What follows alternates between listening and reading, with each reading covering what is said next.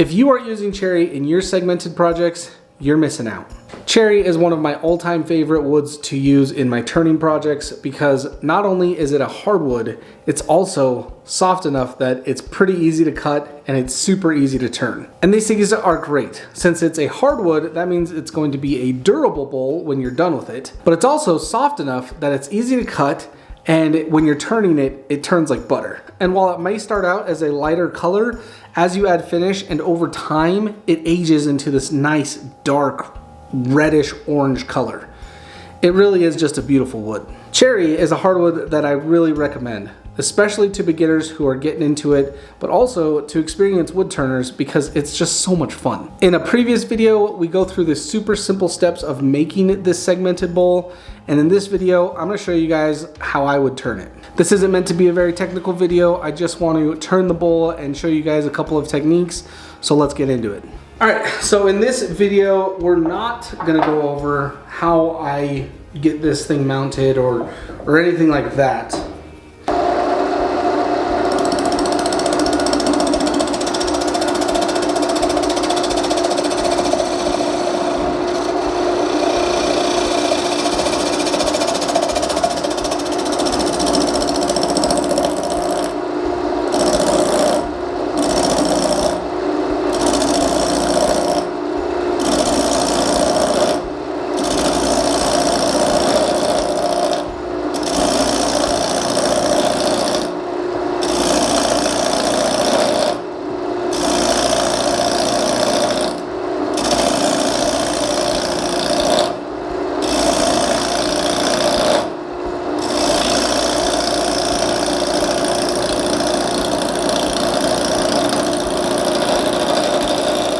So one of the first things I want to point out is you can tell that my turning tool is not perfectly in the middle of the bowl. You can tell that because I have this little nub right there. All I need to do to fix that obviously is raise up my banjo or my tool rest and get that centered. That is important to have this as centered as you can when you're turning. The other thing I did obviously was I turned off these corners. That's for safety, and then also just to turn them off. Yes, you could cut these off before you get started. With smaller bowls like this, I don't see the point in that, but that's completely up to you.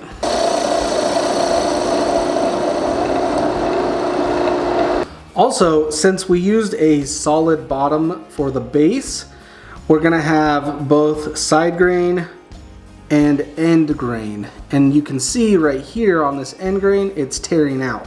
It's not a big deal. As we turn it, you can get some of that out, but also since this is a softer hardwood, it should be able to sand out if you can't turn it out. So don't worry about it quite yet. Focus on turning your base and turning your bowl. I'm also starting with the base so I can make a recess for my chuck, so I can turn this around and get it turned on the chuck. You don't need a chuck to start wood turning, but I highly, highly recommend you invest in one. Before you buy more turning tools or anything, buy a chuck. It's well worth it. There will be a link down in the description for a couple that I think are fairly nice chucks, and even one that I use.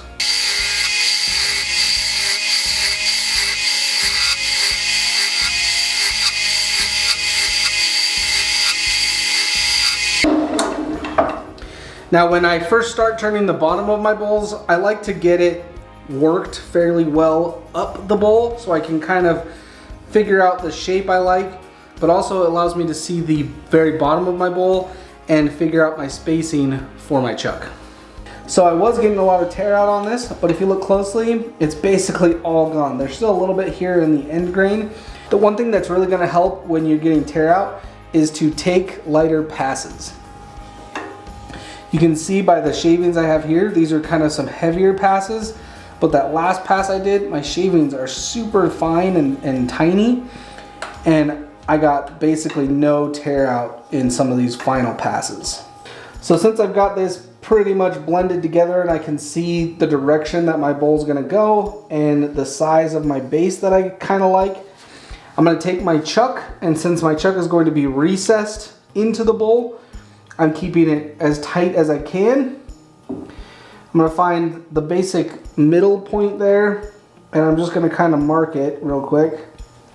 So that tells me around where I want, right around there. Something like this. Doesn't have to be perfect, just gives me an estimate.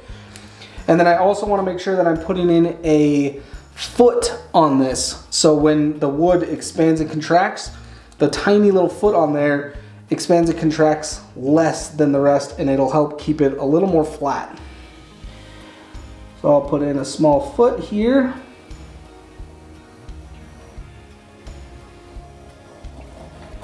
Something like this. Again, doesn't have to be perfect, but that's what we're working with. Now I'm going to use a diamond shaped tool to really indent that and mark it, and a square tool to cut it out.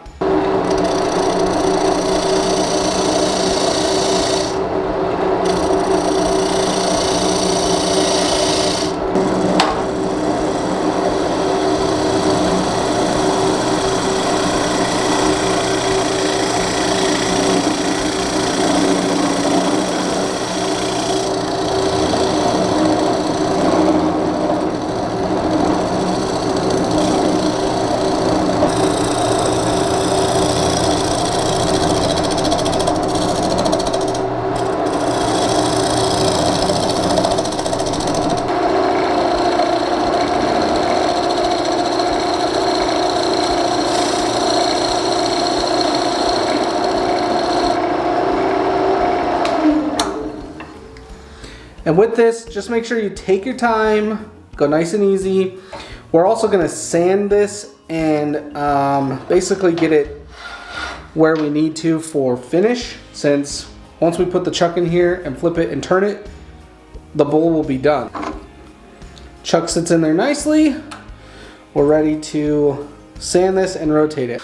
I'm not gonna show me sanding this or anything because that's pointless, but sand it up to at least 220 and just have it ready for finish. So now that we have this mounted on the chuck, we're going to turn the outside and then we're going to turn the inside. I like to start on the outside first because it gives me my shape, and then I turn the inside to get it down to its width. And then if I need to make changes to the outside, I can, but outside first, then inside.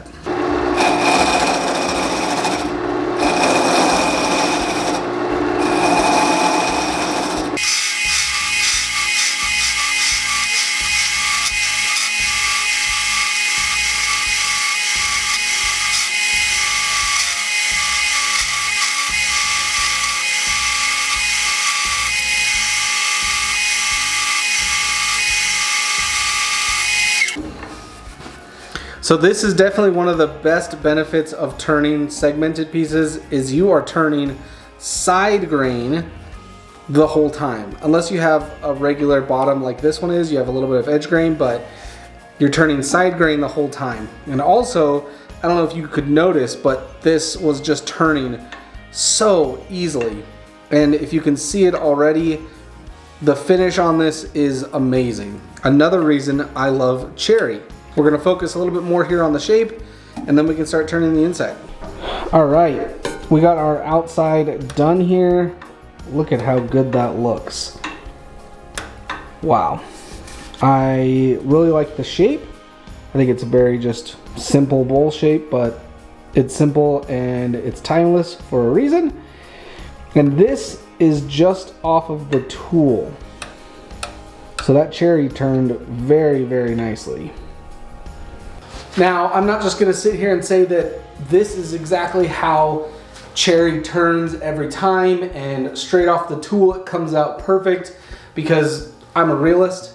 I've been doing this for quite a while, so I know how to turn the wood and how to use the tools to get as close to a good finish as I can.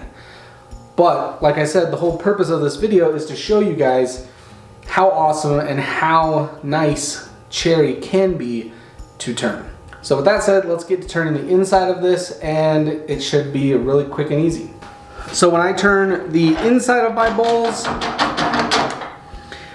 I like to have my tool rest at basically a 45 inside the bowl. That's just gonna help you maintain good contact with your tool rest as you go in and turn it like this. Now, I do have to get over here a little bit, so hopefully I don't block you guys and seeing this too much. I know I'm blocking my light, but hopefully we can make this work for you guys. Take nice light passes when you're doing the inside. It'll just go a lot smoother. You don't need to apply a ton of pressure or anything, just nice light passes and you'll get it done. We are going to start by flattening out the top just so I have that reference.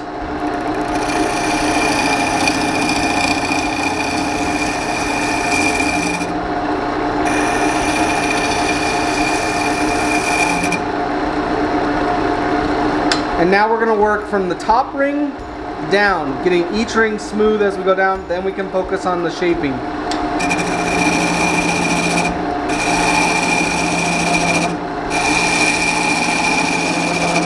You can see this ring is basically smooth now, and I've reached this ring, so now I can start focusing on this ring, and then I can start blending it together and matching it all up.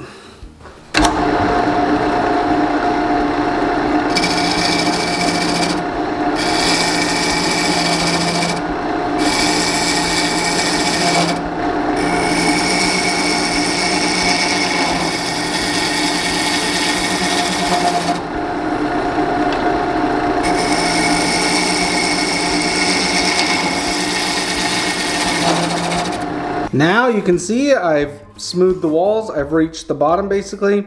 So now I'm just gonna keep up that carve pattern and make these walls thinner and thinner and make the bottom thinner and thinner. Just be mindful of your bottom. You don't wanna go too thin obviously. So focus mostly on the walls and then I'll focus on the bottom.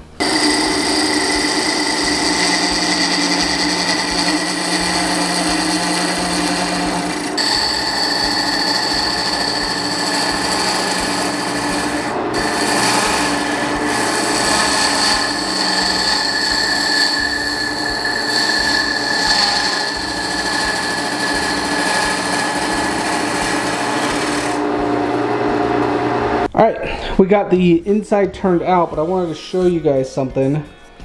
You can see it right here.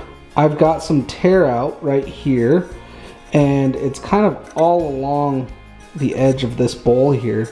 And every time I go to turn away this tear out, it either gets worse or just comes over to another place. So another reason why I love Cherry is, like I said at the beginning, it's soft, but it's durable.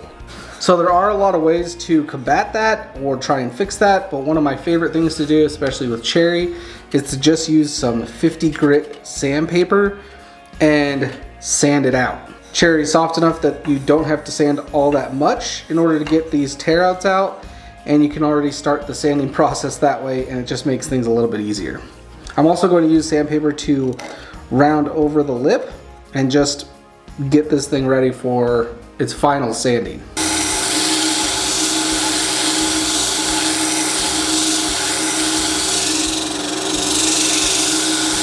Alright, all of the tear out is sanded away. That only took me about 5 minutes. So it's a really good way to do that. And it also gets your sanding process started. Since we started at 50, we'll now go to 100 and then work our way up. And we're going to sand the whole bowl to 220. Okay, this is now sanded up to 220. It is so smooth, and you can see just kind of how light the wood looks, which is beautiful. We're now just gonna add some basic wood finishing oil and watch how this pops.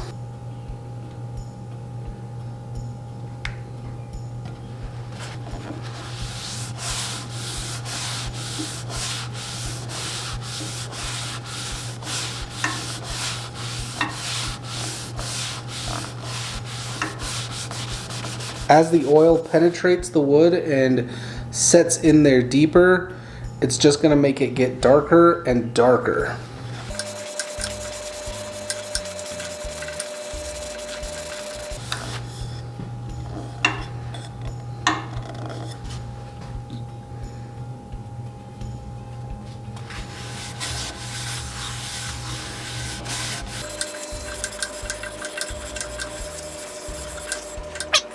Look at that.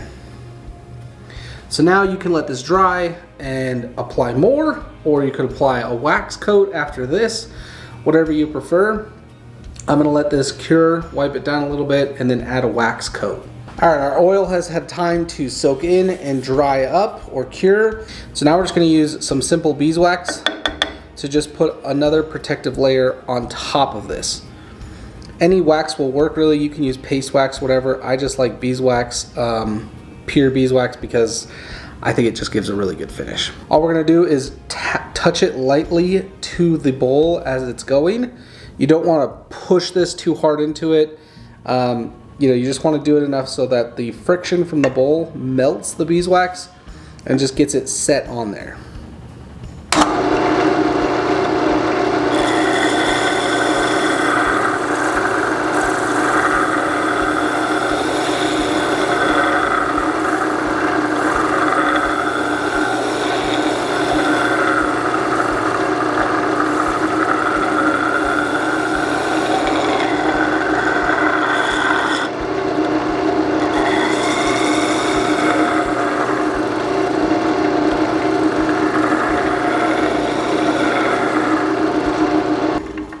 You should have seen a little sheen go on there as you applied the beeswax. And now that I can touch it, I can feel the sticky beeswax kind of on there.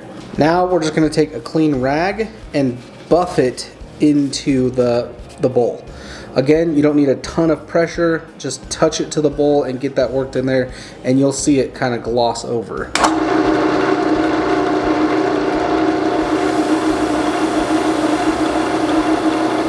You gotta let that wax heat up on that rag. And once it heats up, you'll see it start to sheen up on the bowl and really get worked into there.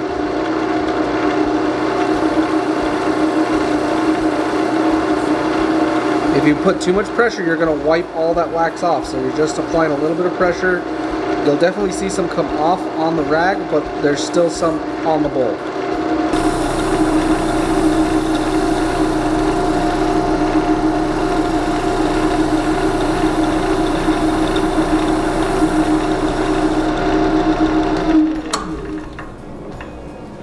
And if for some reason you feel like you wiped off all of the beeswax, you can always just add more. But that is looking and feeling great. Now we can get it off and we're done.